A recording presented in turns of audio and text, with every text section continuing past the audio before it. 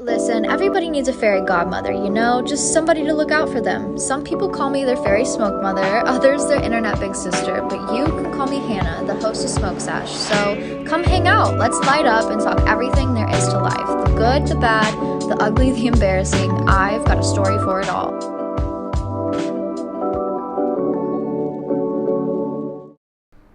Hello, you guys. Welcome back to another beautiful, amazing, wonderful episode of Smoke Sesh. I'm so excited to be back with you guys, hanging out on this beautiful little Thursday. I hope you enjoyed Tuesday's episode. It was a quick little episode just because I wanted to get to this one and hang out with you guys face to face a little bit. We are rounding out the month of January, and I kind of love January, but also it's felt like it has gone on so fucking long. I have no idea why. Maybe it's because I'm really just focusing on me, myself, and I, focusing on what I want to bring into this life and my daily routine. Speaking of which, there's a few things I've added to my daily routine recently that I have loved. I have absolutely loved. Okay, I wanted to share it with you guys because on the video I can actually show you products that I enjoy so you guys can visualize it a little bit. But first of all, I am a lip balm connoisseur, okay? I have tried every single lip balm, every single type. I love an Aquaphor, but I feel like it sometimes gets a little too greasy. I want something a little bit more moisturizing, even though Aquaphor is the most moisturizing thing to ever exist. I wanted a little bit of a flavor to it or whatever. And my boyfriend got me this for Christmas, but it is the best. It is the Laneige, just lip balm, except for it's not in that ugly ass fucking Tupperware. I don't know what to call it.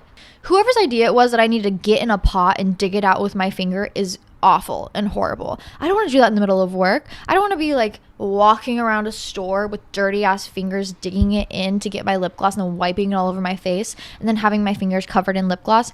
I need a simple packaging. They finally put out a good packaging with the lip applicator top. This is the best. It's $8. Cheapest lip gloss on the market, or not lip gloss, lip moisturizer on the market, but it's the best. I also got a little haul from Glossier, shout out, but they just released an eye cream, and I've actually been looking for an eye cream. I use a morning eye cream. It's the Yerba Mate Wake Up Eye Cream by Good Molecules. Amazing, love it, but I can't use it at night. I feel like it is just a morning eye cream, and Glossier just put out a new eye cream. They've actually never released an eye cream before, and it is just gorgeous. It has this glass tip applicator that allows you to get just the perfect amount without oversaturating your face or getting the packaging dirty. It is so nice, so refreshing to put on every night as a part of my nightly routine. And last but not least, another Glossier product. I've been wanting to try this. My skin has been so dry because of this winter. I'm talking, I lay down and it feels like my body is cracking apart piece by piece. It is the worst feeling ever. And my skin has never been dry before. I've been an oily girl my entire life, head to toe, so oily. I've never dealt with this, so I didn't know what to get. And I wanted to invest in a body oil. And Glossier has their Body Hero body oil wash, but I wanted just a oil. This is spray-on, so it doesn't get too messy, and it's really easy to apply. And it also has this beautiful, fresh, floral jasmine scent. It is so perfect. My skin has never felt better. I had the worst cracks on my hands and my arms and my shoulders. 2 days of putting this stuff on, healed. I basically just freshly came out of the womb. I am so soft. And I go to bed smelling amazing and wake up smelling amazing. I honestly sometimes just don't need perfume. Usually part of my daily routine is I'll put on a little perfume in the morning so I smell a little fresh, smell good. But with this, it's not overpowering. It's just a light floral jasmine scent, and it is perfect. So those are a few things that I've added into my daily routine on top of my daily workouts, on top of my daily water intake. But I really have been focusing on my body, my mind, and everything, within that realm. Also, my one health thing of the month is I need to go get my teeth cleaned. So, why do I hate the dentist? It just feels so invasive laying there with my mouth open that wide. I'm just like, this is not fun for anybody involved, in my opinion. Not that I have bad teeth or anything. It's just like an avoidant personality of mine. I hate going to the dentist, so I have to get that done before the end of the month. That's the last like health thing I have on my list. And after that, it will have been a pretty good formative January. Especially just focusing on things that make me better, that I can include in my daily routine, that get me looking forward to the rest of the day. I spent last week at a red light therapy sauna as a part of my little self-care routine, add in a little fun thing for me to do, a little activity. Hi, brain that gets bored all the time. Let's not do drugs. Let's do yoga and go to red light therapy sauna. Who would have thought that would have been the pivot my life would have had? But here we are. I'm feeling way better. And it was so fun. It's so nice to do a little self-care activity for yourself in whatever form that works best for you. It's just so nice to treat yourself and really take a moment to look inward and focus on you. Being able to do that is such a pleasure, and it's only like $20 and I do it once a month. And listen, that's like a Chipotle burrito. So I might as well get an hour of just like nice formative self-care time rather than a Chipotle burrito. Maybe a Chipotle burrito afterwards. But in the grand scheme of things, pretty cheap and a great way to treat myself, especially on these cold winter days. Oh my God, everything's covered in ice. We still got a bunch of snow outside, which honestly is way prettier than all the dead trees and leaves. I'll take it. But my God, this winter has been so cold. So getting myself immersed in like a 140-degree temperature room and sweating it out and sitting under like a sun lamp like a lizard, great, fantastic way to self-care this winter. Amazing. Anyways, I want to dive into some questions. I got through about half of them on Tuesday's episode, so I'm going to get through the other half today. If you feel like your question's never been answered, please keep submitting it. I promise I'll get to it, especially now doing 2 episodes a week. I should be able to get around to everybody's at this point eventually. But let's dive right in. First of all, someone said, Bae, I just got out of a long-term relationship. All the love to him. He's a sweetie pie. Okay. Seems like a pretty healthy breakup. And I feel I need to go feral. Tips for staying true to who I am and not losing myself during this period of my life? Or is that the point? To lose it and rediscover who you are. Tips for feral girl season in general. Listen, no matter how healthy the breakup is, I think it's even healthier to have like a little feral girl moment, especially when you've been so good and relationship focused and focused on yourself and focused on your partner.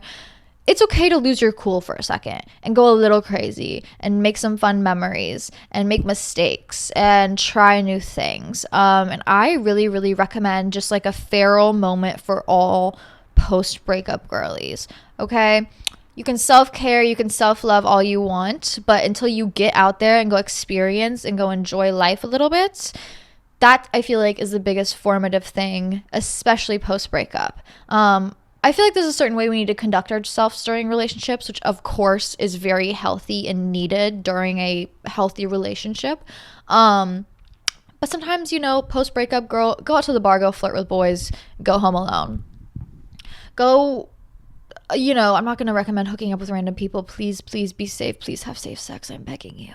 But, go out and have a crazy night with your girls. Go get a little too drunk. Go have a fun party. Throw a party for yourself. Throw a post-breakup party. Get a little crazy with it. You know what I mean? I feel like that's really healthy, and especially when you're doing it with friends, it's a great way to kind of bond and share in that experience, and also kind of rediscover your individuality. Rather than you as a person in a relationship, you're rediscovering your individuality as you.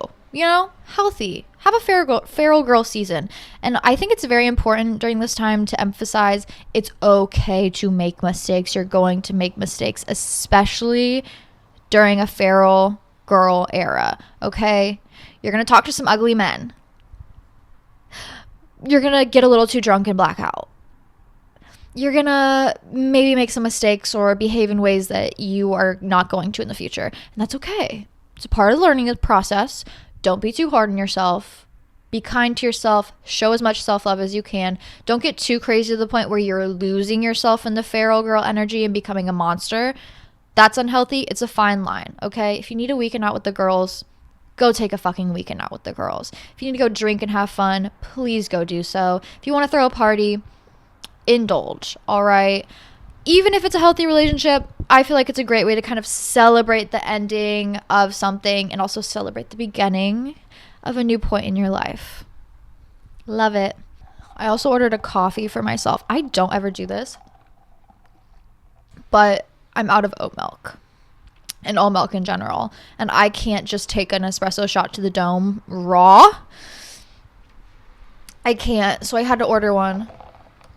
Don't kill me. I know I tell people not to order coffee, but every once in a while you gotta do what you gotta do. Alrighty, someone said tips for creating content from the heart, getting over shyness on socials. Girl, I just open my phone as soon as I have a singular thought and I type it out and I make a fun video and I post it. It really is that simple. It is. And if you think too much about what other people are thinking of you, whether it's in a social media aspect, whether it's in like a general life aspect, you are not going to be living your life for yourself. You're going to be living your life for other people. And that's just simply not a way you should ever live your life. Because then you're not living your life. You're living a life, someone else's life, but not yours. That's not healthy. And if you want to post on social media, if you took hot photos, you want to post them on Instagram, if you want to make a vlog, if you want to start a YouTube channel, nothing is stopping you but yourself. Nothing. If you're like, oh, other people's opinions are stopping me, no, you're stopping yourself. You are thinking too much about what other people are thinking of you, when in fact, most people are not going to think of you. They're probably generally going to be pretty supportive no matter what, but also they're not going to be thinking that much about you. No one is going to be behind your back hating that much. And if they are, they're a fan. If they're thinking that much about you, even in a negative way, they're a fan, and it's an extra view for you. So it's a win-win situation. Stop holding yourself accountable for other people's emotions and other people's feelings when it comes to things that you want to do for your life. You know what I mean? Enjoy. Have fun.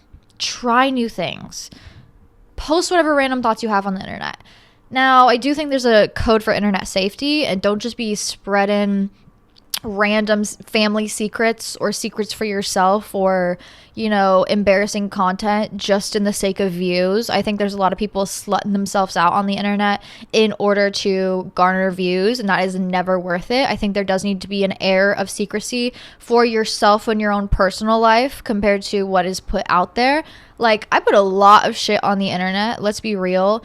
Girl, you, listener, have heard some crazy shit from me. And I'm sure you're like, she shared everything. No, I feel like especially with content creators and people who do share a lot in the internet, there's still like part of themselves that they keep holy and true and keep inside. And that's very healthy and very real. And I think it's important to have a fine balance between the two. So don't just be slutting yourself out for likes and views, please. But if you have a silly little thought and you want to make a fun little video with your friends, girl, go for it. No one's stopping you but you. Have fun. Stop giving a fuck what other people think. Usually they're not thinking, and if they are thinking, they're thinking about themselves, not you. Someone said, my boyfriend has been grumpy because of this weather, and it's low-key bothering me. I don't have time for people who are like I understand being in a bad mood, but at some point, I'm going to be like, hey, I've noticed this behavior. I notice you're not feeling good. Is there anything I can do for you? I feel like whenever you find yourself being around somebody who's consistently in a bad mood, that's the one thing you can really do is show up and be like, hey, I'm here, obviously, as a person who loves you. I want to help you. Let me know how I can do that so I can do that. But there's nothing I can do. And if you are not unable to ask me for help, then I am going to do my own thing, and I'm going to be over here doing my own thing until you can do so. I feel like that's a very healthy way to go about people just constantly being in a negative emotion, a negative feeling, without taking it on yourself. Hey, I'm here for you. I want to show up for you, but I don't know how because I've tried and you are still consistently in this bad mood. So either A, I'm going to let you deal with this on your own and figure it out yourself, or B, you're going to communicate what you need from me and I'm going to be able to help you accordingly. But until then, I'm going to keep doing my own thing over here while you do your own thing over there, because I cannot take on this emotional toll constantly every single day. I think it's a very normal human thing to get stuck in some of those negative emotions. It's very easy to get stuck in a negative thought spiral, and to stay there. It's easier to stay there than it is to think happy thoughts. Or maybe I'm just like chronically depressed. One of the two. Maybe it's easier for other people to be happy. But for me personally, it's harder. It's a challenge. Every single day I gotta wake up and choose the right side of the bed. You know what I mean? And sometimes you need a little extra push, but also you can't push those emotions and those feelings onto the people around you. When I find myself being in a negative place, I tell my boyfriend, I'm like, hey, I'm not feeling great. I don't want to put it on you. I'm going to be doing my own thing for now. And of course, as a partner, he's like, I'm here for you. I'm going to give you space if you need it. But also, if you need something from me and if something's going to make you happy, let me know so I can do that thing. But until then, people need to handle their own emotions, show up for themselves, and verbalize what they need from other people instead of making their emotions other people's problems. I dated a chronically angry man for a long time, and the best thing I can tell anybody who finds themselves in a relationship with a chronically angry man is it doesn't end if they don't want it to. And unless that person is actually seeking help or seeking change or asking for help, it's not going to stop unless they do so. And some people want to be stuck in that place. It's very easy to be stuck in that negative mindset. And some people want to stay there. And recognize that when that's happening, you can only give so much to a person until it starts taking from yourself. And when you find it taking from yourself, sometimes you got to take that next step and just bye. I need to go live my best life. And I did, and I feel great for it. Anyways, we've got some more questions to get to. Cheers. ASMR. Alrighty. Oh God. Thoughts on Ariana Grande, and cheaters in general. After that song Yes and came out, it was very clear that I'm gonna have a really hard time with her name. Miss Ari, she's never been punched in the face before. Because if some girl came into my relationship and was deliberately looking to take my man away from me. Keep in mind, I have a newborn baby on my hip. Keep in mind, this is the only relationship we have been in for 10 years since high school. This is the love of my life. We're married. We just had a baby. And a girl comes into my life and she holds my baby and looks me dead in the eyes and goes, I can't wait to have kids. And then goes after my man deliberately because that's what she's into. I would be locked away in a federal fucking prison for the rest of my life. This is not a threat towards her in any sort of way. Please don't cover me. But it is just a general observation is that she goes after men because she has like a kink for it. She enjoys being the taker. She likes taking from other women. And that is so embarrassing. That is so embarrassing. Anybody who is standing beside her and is like, she can do whatever she wants. She's hurt. She's gonna make mistakes. Girl, this is mistake number 15. How many men has she taken at this point? This is a problem. Also, he's ugly. This is the ugliest man I've ever seen in my entire life. And I know he's not throwing down good D. So I know the only reason he or she went after him is because she knew she could take him. And she feels better about herself when she takes other people's men. And that is like a big part of the problem and the psychological problem when it comes to people who go after people in relationships is they do not feel fulfilled within themselves, and the only way they feel fulfilled within themselves or loved within themselves is when they feel like they're getting picked over somebody else. And the ultimate way to feel that way is if you take somebody who's in a relationship already. That is so fucked up. That is a huge problem. Girl, you need psychiatric help. You do not need to put an album out. I'm concerned, quite frankly. Yeah, big issue. How do I feel about cheaters? I feel, what do you mean? I don't feel bad for them. It's just embarrassing and ugly. And yeah, psychiatric help. But once again, if that was me, if I was the wife in this situation, oh girl, oh girl, there would be no holding me back. I'm talking federal prison. Not only for me, but for her. She deserves jail. That is insane. That is horrible, horrible, awful. And every single time I see a TikTok or I hear about it, I just feel so, so bad. Not for her, not for him, but for the wife. Like, are you kidding me? And for every other girlfriend who has been put through the same exact situation because of her. Oh, it makes me so angry. So angry. I just went through a breakup and you actually responded to my message about being broken up with completely out of nowhere over text. And I really appreciated what you had to say. But looking back on the relationship, I feel like I'm realizing how many things were toxic and like not okay, just reflecting. But I'm also wondering, how do you realize those things while you're currently in the relationship? Because it's so hard when you're clouded with like liking this person so much and being so happy, but then when you reflect on it, you're like, oh, that was fucked up. That was fucked up too. So, rose-colored glasses is a very real thing. When you're in love, it's very easy to overlook the negativity, the bad things, in the name of love, in the name of maybe they can be a better person, in the name of, oh, we're human and we make mistakes. Girl, you 3 strikes and you're out, okay? You cannot keep making the same mistake over and over and over again. And it sucks getting out of a relationship and looking back and being like, ooh, I was being held hostage. What the fuck was I putting up with? Like, what was going on? That's insane. So I think it's very, very healthy and real when you're in a relationship to do like internal work and maybe weekly or monthly sit down with yourself and ask yourself, like, am I happy? Is this a healthy relationship?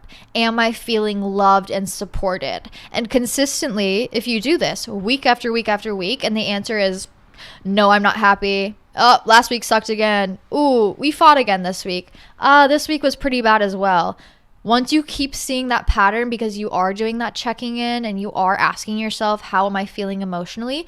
You're going to recognize the pattern way earlier and you're going to be able to understand, ooh, I'm unhappy every single week and it's been 6 months.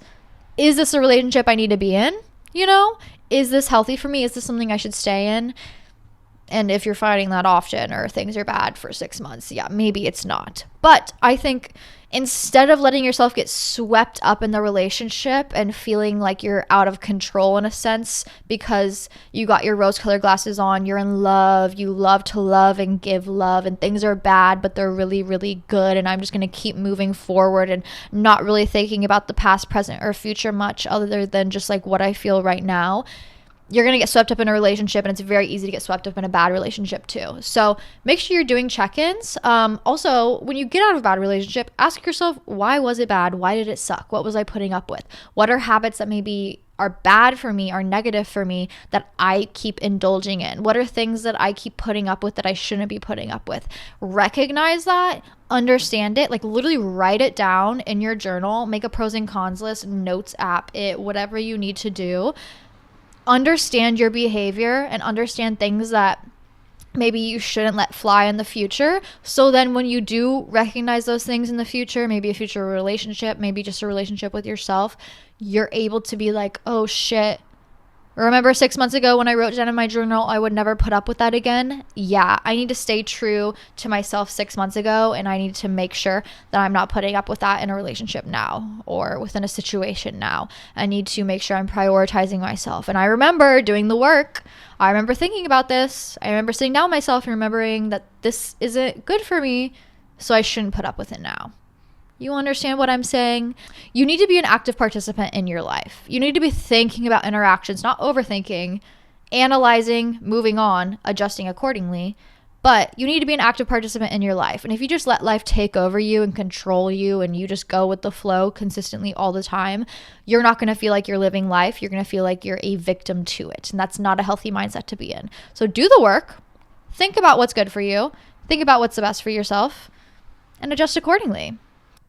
Getting into dating apps. Thoughts? Don't take it too seriously. The less seriously you take it, the more fun you're going to have, I think. I know people who have been in long-term relationships because of dating apps. I don't think there's anything inherently wrong with them. I say be careful about basing your self-worth on the interactions and the adoration from other people. It's very easy to become addicted to what people think, especially on dating apps, so careful with that. But the more you treat it like a fun little game, the better I think it'll turn out for you. Of course, don't play with people's emotions, take it seriously in that sort of sense, but like have some fun with it. Life's about having some fun, and the less seriously you take it, the more fun you're gonna have. If you go on a dating app looking for a husband, you're not gonna have a lot of fun. Do you know what I mean? Like, don't take it too seriously. How do I reiterate safe sex practices when guys don't want to use condoms, etc.? You have your boundaries. You state them before you have sex. And if they make fun of you in any sort of way, if they don't want to adhere to those, guess what? They're not getting pussy from you. Too bad. Aw, poor them. So sad. Girl, fuck them. You need to hold boundaries within yourself and within your body and what is good for you. And if these people do not want to adhere to those and listen to your boundaries, they don't deserve to have sex with you. They don't whatsoever. There's no reason for you to feel bad. I understand you're probably gonna be like, oh fuck, I don't get dick tonight. But go buy a good vibrator and get off anyways. Don't lessen yourself to make a man more comfortable. I tweeted this the other day. Let me pull it up because it was a good one and it's very real and I feel like it really applies to this situation. I said, also my Twitter is Sesh if you want to follow me there.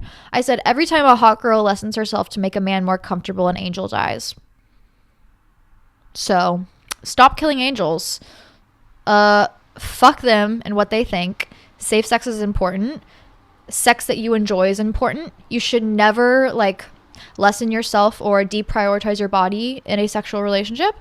And if they don't want to adhere to what you have to say, girl, fuck them. Tell them get the fuck out if they're not going to listen to you and move on with your day. You will find someone who will listen to you and want to have safe sex with you. So don't wait around for these sleazy men, okay? Someone said how to figure out your career. I feel like we put a way too much of an emphasis on career, especially at a young age. Bitch, I remember being in high school and I was like, 17? And they're like, what do you want to do for the rest of your life? I don't even know what my first name is at this point. Like, I don't know who I am. I don't know my favorite color. I don't know my favorite food. I'm a child. How the fuck am I going to know what I want to do for the rest of my life? Which is why I try and let people know. Why do men with the smallest dicks get the loudest cars? Like, we get it. Your dick is small. You do not need to let the rest of the world know. Keep that to yourself. In fact, keep it a secret. Hide it away. No one wants to hear that. Anyways, I don't know why they expect children to understand what the fuck they want to do. Sure, I have hopes and dreams, but girl, once again, I don't know my favorite color. So how am I going to know what I want to do for the rest of my life? This is why I tell people when they go into college, do not put an emphasis on a major. If you can, go your first year undecided. This changed my perspective when I was in art school. Dropped out of nursing school, went to art school, and the first year, everybody's undecided, no matter what. You don't have a choice. You go into this thing called foundations, and you do a year in foundations, which is essentially you're doing every single art form that you possibly can. And trying out as many different forms of art as you can. So your second year, you can declare a major. And I think this is the best way to kind of navigate college. Go in undecided, try a bunch of different things, figure out what you enjoy, follow that. That's the best way to be successful. But also, listen, sometimes that doesn't happen, and that's okay. Sometimes you mess up, sometimes you drop out twice, like me. Ooh. And then you're like, what the fuck do I do? Life is all about trying different things, finding out what you enjoy and following that joy when you can. So if you're 40 and you don't know what you want to do, that's okay. If you're 20 and you don't know what you want to do, that's okay. The best advice I can give you is to simply try as many new things as you can. Apply for that internship. Apply for that random job that you're like, that could be interesting. Try out that new thing that you've always wanted to try. Ask your friends how they're enjoying things and see if you can join in with them. But try as many new things as you can in order to kind of discover what you actually like. That is the best way to kind of figure out your career, especially in this day and age where everybody wants you to know exactly what the fuck you want. And there's just so many options and it's so hard to decide and it's so hard to get into the job force. Best way for you to really succeed in any sort of career is to try as many new things as possible and follow the joy when you find it. If you don't like something, understand that, walk away from it. You don't have to stay in a career you don't like, and it's never too late to start new, okay? You're not too old. Girl, you're 25. You're basically a baby. I think when you turn 18, you basically turn 0 again, because then you're seen as an adult, you know what I mean? But you're not an adult. You're still kind of a baby, still kind of a child. You're like a new adult. So I feel like you go 0 to 18, and then it starts over again, and then you're at 0. So 25 is actually 5 years old. Bitch, I'm a toddler. I'm still learning how to walk, how to talk, how to eat, how to navigate my life, and that's okay. I need to focus on that, but also I don't need to put so much pressure on myself when it comes to doing adult things. That will come as long as I try and I put myself into new situations, but I need to offer a little bit of forgiveness and a little bit of time and understanding for myself. It's never too late to start new. Literally, my dad retired. What is he, like 56, 57? He retired, started a new career. I was like, listen, ADHD, there's no retiring. Like, I'm not going to sit at home all day and do nothing. When you retire and you have ADHD, you find a new job just to have a hobby. You know what I mean? And this is something he's always wanted to do. He kind of always wanted to have his own, work from home, do his own thing. And then he finally had the time and the space to do it, and he went after it, and he's succeeding. I have a friend I just talked to the other day, and I talked about this on the last podcast, but she's 30. She's done everything. She's been a bartender. She's been a server.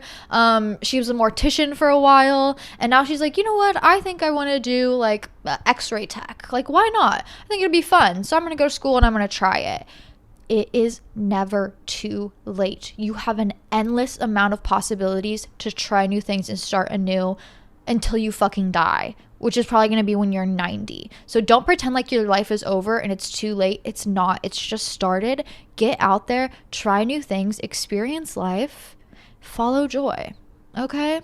But yeah, I think the best way to kind of figure out what career you want to do is to just jump into internships, jump into surface level jobs, see if you like it, see if you find just like any sort of drive within it. And if you don't, understand that. Don't push yourself. Just try something new.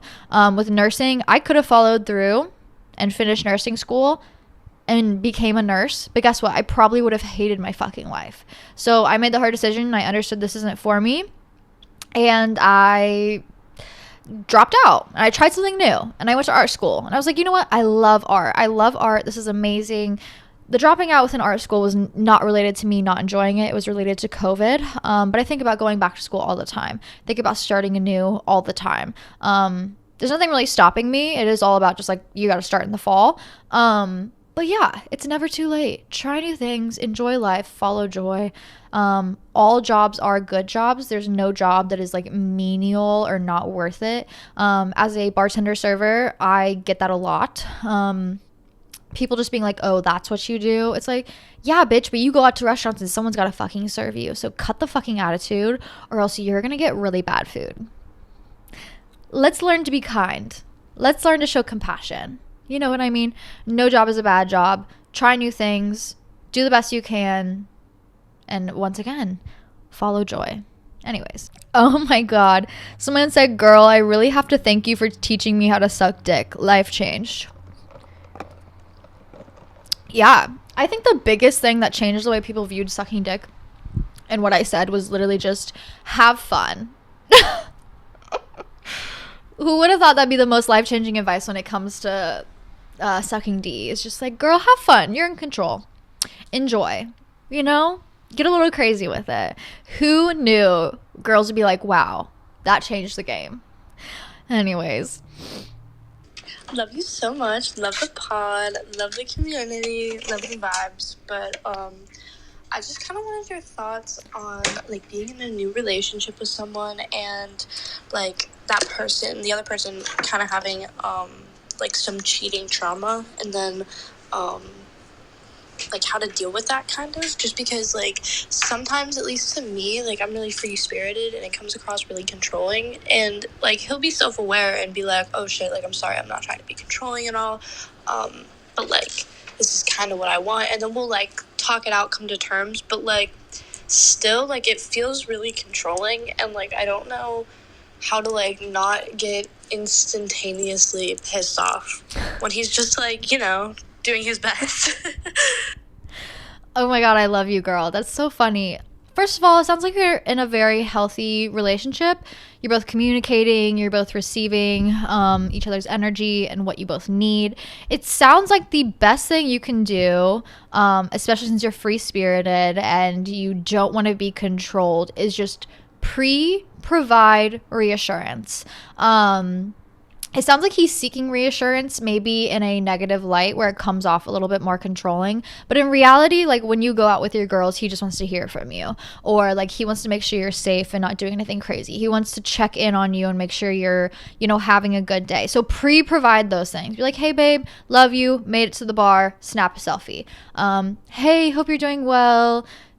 I hope your day's doing well. Maybe it's like a midday check-in. Just keep that line of communication open within the relationship. Don't like randomly run off for hours without speaking to them. That is going to freak them out, especially if they have some past trauma. Communicate what's going on and provide that, so then he doesn't feel the need to seek it out, and sometimes maybe it comes off toxically. Do you know what I mean? Because listen, I'm a crazy toxic bitch, and sometimes I need reassurance and I don't know how to ask for it, so I do something crazy, and that's not fair for me or my partner. So I understand how that might come off like controlling in a sense, especially when you're free spirited. So understand, hey, he does have these triggers, and maybe it's when I'm alone or when we're not spending time together, or maybe I'm going out without him. That's when it starts getting bad. So provide that reassurance. Spend quality time together beforehand. Let him know the plan. Keep him involved in your night out or your day. Let him know where you are, what's going on, but provide it so then he doesn't have to do anything crazy. It sounds like you're in a really good, healthy relationship though, and that's amazing. Trauma is real, and we're all gonna do a little crazy things because we have some trauma, but the best thing we can really do is learn from each other, communicate adequately, and show up for each other exactly how we need. And it sounds like he just needs a little reassurance. So yeah, I think you could show that, and it's definitely probably not controlling unless he's trying to be like, your friends are awful and mean and you shouldn't spend time with them and you're not allowed to go out and I don't like when you spend time apart. Now that's weird and controlling, and that's not healthy. It doesn't sound like that's what he's doing. So show some love, show a little extra love sometimes, and keep him updated on your life. Ask him maybe also what specifically triggers him. What are the triggers that make you kind of feel this way, that make you feel just like a little trauma rise up? What brings out the trauma goblins, and figure out what triggers him, so then you know how to prepare, and he knows how to prepare as well, and then he understands that you're working together to make sure that you both feel comfortable and loved and safe. Because I know if I had some trauma or some triggers, I would want my partner to do the same, to really look forward and seek out a healthy means of making sure that we are both feeling reassured and loved consistently throughout our relationship. So love you. And yeah, sounds like you're both doing amazing. Keep that conversation open. Keep talking about your problems and maybe triggers that rise up, and keep showing up for each other. Ask each other, how can I show up for you? But also sometimes sometimes it sucks to ask somebody to show up for you. So just do it yourself, Children? Yes or no? Ever? I think about this a lot. I would love to have a little child, but then I think about, I'm on my period and my boobs hurt, and I couldn't imagine being pregnant and my boobs hurting and then needing to breastfeed a child every 2 hours. Oh my God, so hard. Shout out to all the mothers out there. Love you. It's not Mother's Day, but every day is Mother's Day. Let's be real. You're a real one. I am fortunate enough that I can choose what I want to do with my body. Technically not in the state of Missouri where I live, so I do cross borders and go to Kansas, and I got myself a little IUD. Shout out to her. Constantly protecting me. 8 years. 8 years, girlies. No babies for 8 years. And I've only had it for, I think, going on a year. I got my IUD 1 year ago, like around this time. I think it was right before Valentine's Day I got my IUD. This is my second IUD. My first IUD, loved it. Fantastic. Amazing. I got the 3-year one. And then after I got the 3-year one, I was like, we can't be changing this thing that often. We need some time. Like, I want this thing in me and I don't want to think about it. And so I got the 8-year one. And I have just been absolutely loving it. It does take about a year for your body to fully adjust, especially to a foreign object being placed inside of your uterus. Like, your body's going to have a little abnormal reaction to that. That's very normal, very real. But as a chronically overthinking, but also not thinking enough girly, the pill was not going to work for me. It just wasn't. I wasn't going to take it at the same time every day. It was making my hormones all whack because I wasn't taking it at the same time every day. It was making me fucking insane. I think it really, really added to my personality disorder. It made it really pop and sparkle in a way that no one really wanted it to, including me. And so I decided I needed something that was more consistent within my life, something that I could not have to think about, but also provided me constant reassurance. And the IUD was that. And we are, what is it? 4 years baby free. But do I want children? I think one day eventually, yes. I have worked with children for a long time in my life. My mom was a first grade teacher growing up, so I always liked to volunteer in her room and hang out there. And then I was a assistant for a child psychologist for a while. And I spent time with children who maybe needed a little more therapy than others. And I went to court cases involving them. And I felt very compassionate about it. And then I ended up being a 2-year-old classroom teacher for 4 years, I think. I did that through college and during the summers and after school, my junior and senior year. So for a while, I have always been around kids, and I think there's so much to learn from kids, and I think they're such a blessing and just like such a breath of fresh air being around them. But the best thing is about being around kids is returning them to their parents at the end of the day. So I don't think I'm mentally prepared for kids quite yet. Maybe one day, maybe when I'm a little bit more stable and less selfish. I think I'm in a very selfish era of my life, which is healthy for me because I've been very unselfish, and this is something that I need to focus on now. So once I enter that little bit mature, less selfish stage in my life, I think I will have a few kids, yes. I'm not going to think too deeply about childbirth. That just scares me so much, but one day, I'm like, if every other woman has done it, I'm sure I can. Like, modern medicine has got so far that will I really feel a whole lot? Little epidural, fantastic. Shout out to the mothers out there. Will I have children one day? Probably when I'm like 30, I'm sure. But for now, I'm having a great time, just me and my IUD. It's fantastic. Love her. She really is protecting me and showing up for me every single day. And I don't know what I'd do without her. Also, happy full moon day, everybody. We have a full moon today. It's actually a Leo full moon. Ooh, so exciting. I love Leo placements and I love Leo energy, especially as a Gemini, because it really fuels my Gemini side that is very outgoing, insane, a little crazy, a little self-absorbed, but in like a very healthy, real way. But the first full moon of the year being in Leo is really putting us onto the right path, especially in conjunction with the Pluto in Aquarius, which is very free-flowing, putting us onto the right path, making us really, really focus on what is good for us. But Thursday at 12:54 p.m., get ready for this one. This is an opportunity to cleanse and banish all of the heavy negative energy that you may have accumulated in the past year of your life. You might also find yourself feeling very fiery, angsty, sexual, strong, or volatile. Take this energy and use it to free yourself from stale, burnt out cycles in your life. If you're feeling that overwhelming energy, maybe in a negative light, maybe that is a sign that you need to rest, relax, take a break. Okay. Maybe it's pushing you into passion towards something that you need to take a step into, something that you maybe have been avoiding. Maybe it's pushing you into a place of releasing stale energy that you don't want to carry into the rest of the year.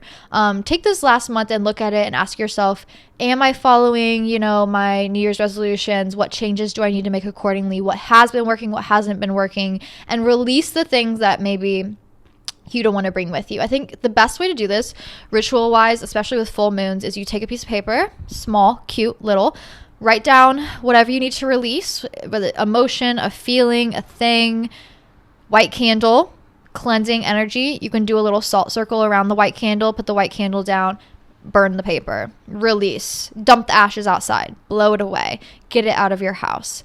I think that is the ultimate best way to kind of ritualize release during this full moon.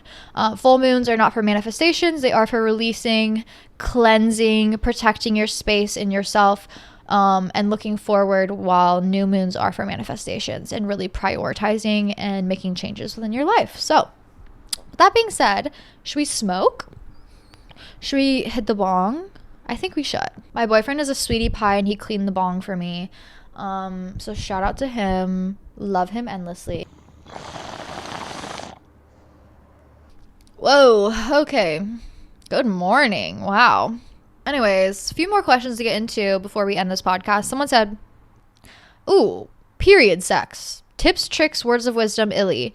Words of wisdom, if you have period sex, they're going to be obsessed with you.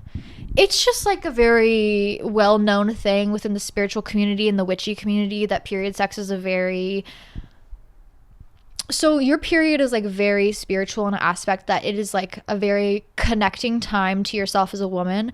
And it is very much so like, although you don't feel at your most powerful because your body is going through a lot physically, you are kind of at your most powerful place within the month, and within that time is when you are on your period, and involving sex in another person, and that is going to get them attached very strongly, which is why you hear the old wives' tale, like, don't eat the spaghetti. She cooks you spaghetti. If you're a guy and she cooks you spaghetti, don't eat it.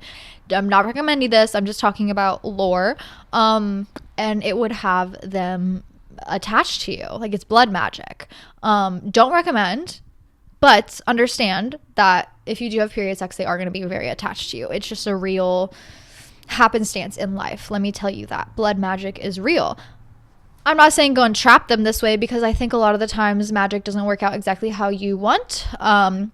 You have to be very, very intentional about the way you do things, or else the universe is going to kind of throw you a curveball. It's kind of like, a genie in a lamp. You got to be very serious about your wishes and what you're asking for, or else they're going to put a fun little twist on it that's going to change the way you view it and be kind of like a life lesson.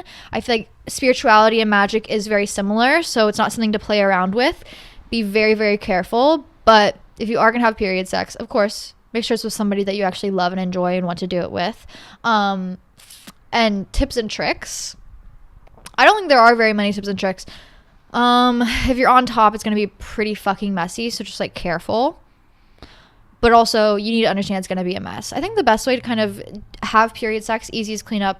Just go into the shower, have some fun in there, shower off, rinse off, maybe take a bath afterwards, and then you're good to go.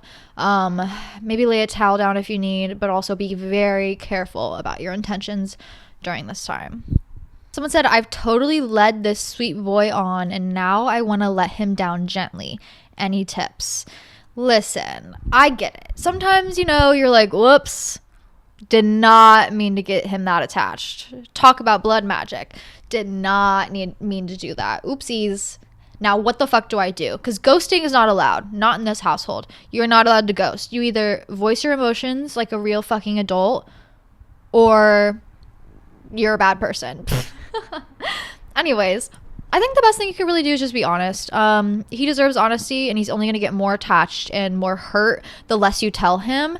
Especially when it comes to ghosting, you're leaving like an open end that he wants to figure out the end to, and it's just not fair. I think the best thing you can do for somebody is to just let them know, like, hey, maybe this isn't the right relationship for me. Maybe, hey, I found someone else. Hey, I want to be single. Maybe we aren't a right match, whatever it is. Let them know. I feel like that's the fairest thing you can really do for somebody. And then cut contact. Of course, no open ends. Close that end. Give them the answer that they deserve and be honest about it. Like, don't be like brutally honest where you're kind of hurting them in the process. Unless they deserve that because they're rude and mean and awful and have broken boundaries. But if they're just like a genuine, nice, sweet guy that you accidentally got a little too, did not mean to let him get too attached, just be honest. Be like, hey, I don't want to be in this relationship. Maybe you're not the person for me. Somebody out there will love you more than I can. And then cut contact. Don't allow contact to keep going on. You don't really owe any other responses after that. You've given the response. He's gotten the answer. Cut communication after that. But don't go ghost completely without at least closing off that circle. You know what I mean? Anyways, I love you guys so much. Thank you for being here. Thank you for being you. It's another beautiful little Tuesday. I am hanging out for the rest of the day, doing a little self-care. Really just, it's my day off, so I'm just chilling, which is really nice. Maybe I'll do a face mask and take a nice bath, but that's all I have planned. If you want to hear more from me, you know where to find me on Instagram at Hannah Marlene. Go listen to Tuesday's podcast if you haven't. If you want more content from me, also join the Patreon. Hi, Patreon girlies. I love you. Big kisses.